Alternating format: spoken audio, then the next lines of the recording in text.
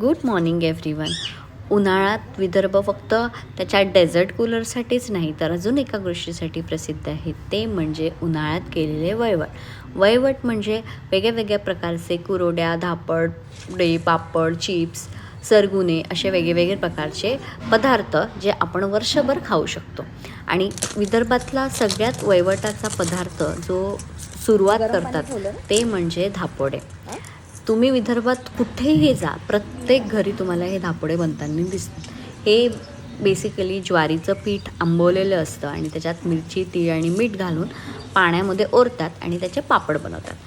लहानपणी आम्ही खूप मजा केली आहे आणि आत्ता पण मी ऑलमोस्ट 7-8 वर्षानंतर उन्हाळ्यात धापोडे करताना घरी आहे. त्यामुळे या सगळ्या गोष्टीची मजा मला आता घ्यायला मिळते आहे. पण हे जे धापोडे आहे त्याचं पीठ खाणं किंवा मग ओले धापोडे खाणं ह्याची जी मजा आहे ती तुम्हाला उन्हाळ्यातच मिळणार आणि त्याची मजा आय कॅनॉट टेल यू. खूप खूप खूप मजा असते. हे आहे पीठ जे गरम पाण्यामध्ये लीलाबाई आणि माझी काकू ओरती आहे आणि मग त्याच्या उकळी आलं की त्याचे पापड बनवतात. आणि लहानपणी तर आम्ही ते पापड बनवता बनवता त्याचं पीठ खाणं काय, मग संध्याकाळी ते पापड काढायचे पाणी टाकून आणि नंतर ते खायचे. बापरे, खूप धमाल केली आहे.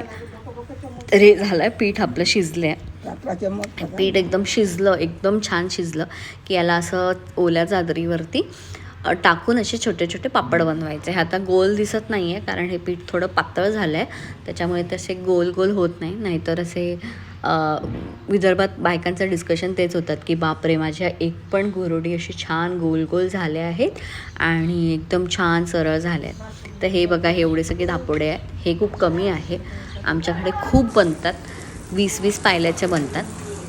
मग संध्याकाळी त्याला असं पाणी मारायचं त्याच्यावरती आणि मग ते ओले होतात आणि नंतर ते काढायचे. आणि ते काढता काढता आम्ही लहानपणी सगळे भाऊ-बहिणी 7-8 लोक जे होतो, जे आम्ही सोबत राहायचो, ते आम्ही ते काढता काढताच खायचो. हे असे काढतात त्याला पाणी टाकून आणि ते काढता काढता आम्ही ते खायचो आणि मस्त मजा करायचो. ह्याला तळून पण खातात, पण खाण्याची मजा ती आहे ती कच्च्या धापोड्यामध्ये खायला. आणि असे त्याला वाळून वर्षभर त्याला वापरले जातात.